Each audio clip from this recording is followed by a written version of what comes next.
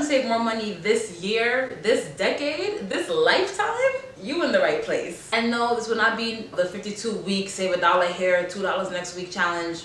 None of that. No coupon clipping. No round your purchase to the next dollar. And no.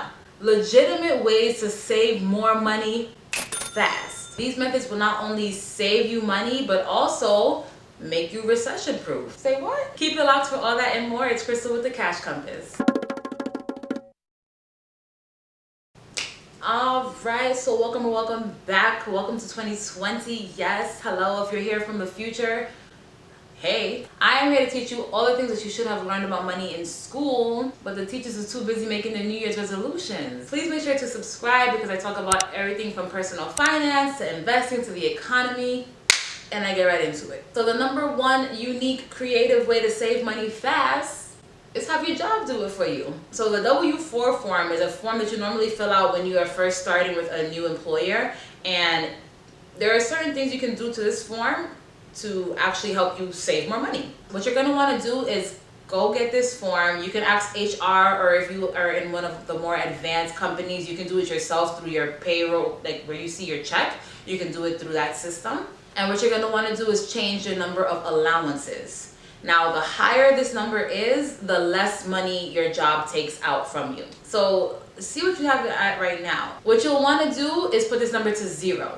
That way, the government is taking out more money in your taxes and you'll get more money back in your tax return. Now, obviously, one bad thing about this is you're basically giving the government an even larger interest-free loan. But if you're looking to kind of force yourself to save, this is the way to do it because they'll pull more money out. Then at the end of the year, you'll find that you get more money back in your taxes. And if you haven't already, make sure you watch this video up here because I talk about how to maximize your money back in your taxes. Number 2, do it through gold and silver. I don't think people talk about gold and silver enough, but this is a really good way to save your money because it's not as liquid, right? So that's obviously maybe a negative and a positive depending on how you're looking at it. But if you're looking to really establish wealth, doing it through precious metals is definitely a go. It may seem like dated advice, I know, but stick with me. Precious metals are often referred to as inflation hedges, and that's because these metal prices keep up with inflation.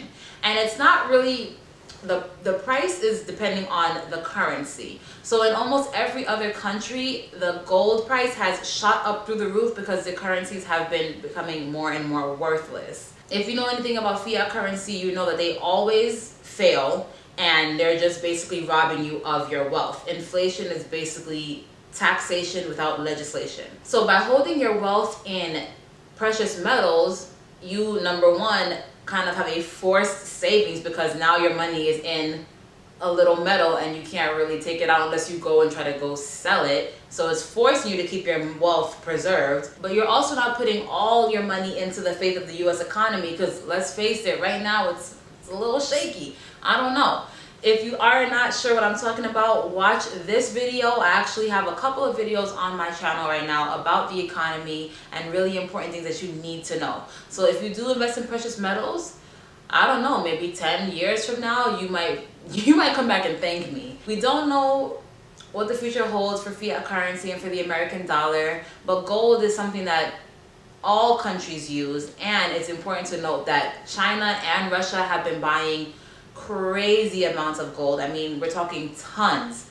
So if whole countries are doing it, we might as well do it too. Do it through credit cards. I know this sounds like really bad advice, but it's not. You can actually save money by using your credit card, but only on things that you need. Do not go buy that TV. I did not tell you to do that, okay? Buy your groceries, buy your clothes, buy things that you actually are going to use, and make sure you're using a credit card that has cashback options. Because if you're buying things that you actually use on a daily basis and you will pay that balance off in full, you can get from 1 to even 5% back.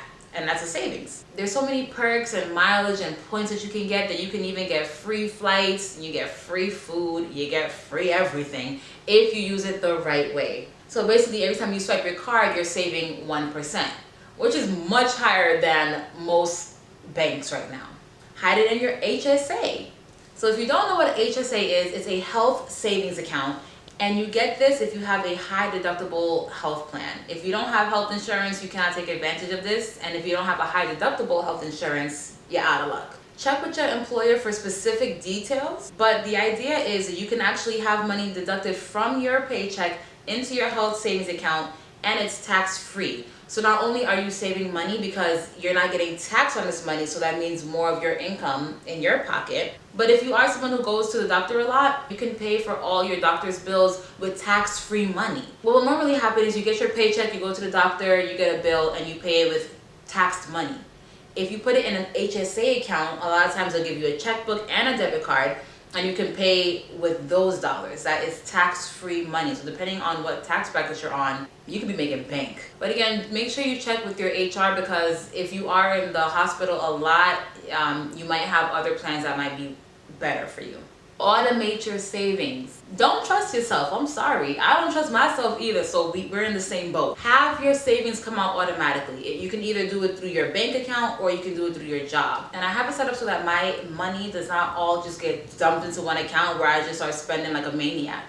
One goes automatically to my savings and I don't touch it. And another pro tip here is if you can't even help but to touch your money, try to put it in an account that is maybe a little bit dated, maybe a credit union. I have a credit union that they're not really super savvy, so if I want to get money out, I have to literally go to the branch, and that dissuades me from actually going to pull that money out. So make it hard for you to get that money, okay? But automate your savings. Have your job directly deposit that money into a different account. Don't get an ATM card for that account. Don't get a debit card for that account. Don't do Zelle. Just leave it alone. If you don't have that option, maybe you get checks, then you can have your bank just automatically do deposits and transfers to a savings account, and you have to just be very disciplined and don't touch it. Now let's talk about some habits that you can change that will help you save more as well. Unsubscribe from any emails that go against your savings goals. Macy's has a one-day everyday sale. Unsubscribe from all of that. Unsubscribe from all your favorite stores, because they do tempt you, and the next thing you know, you done added everything to your cart. Have a goal and track it. It's not enough to just wish for $5,000 in the bank account. You gotta work for that money in the bank account too. If you have to track your money every single day or even weekly just to make sure that you're staying in line, that will help. Trust me, this works. A little bit of discipline goes a long way. I am speaking from experience. Create a budget, and I have plenty of videos on my channel about budgeting, so go check them out. I'll throw one up here just for fun, so go look at that and really create a budget. See where your money is going and see what you can kind of get rid of. Learn how to cook. Stop eating out. Then people are killing you anyway. You don't know what's in that food, what's in that Chinese food, all the MSG and ABCs and all the other vegetable soup in there. Learn how to cook. You save so much more money. You know what's going into your body. I'm not trying to get all vegan health hippie on you, but I mean, you save money and you eat better and you'll feel better. So it's like a 2, 3, 4, 5 in 1. Don't just listen. Take action. Goals without action is dead. So make sure you put in work and you're not just watching these videos. All right, that will do it. If you have any comments, questions, concerns, feel free to drop it in the comments below. Please subscribe, please like, please share with your family, friends, your dog, anybody, because we all want to just make some money together, right? And outside of that, just keep your money up.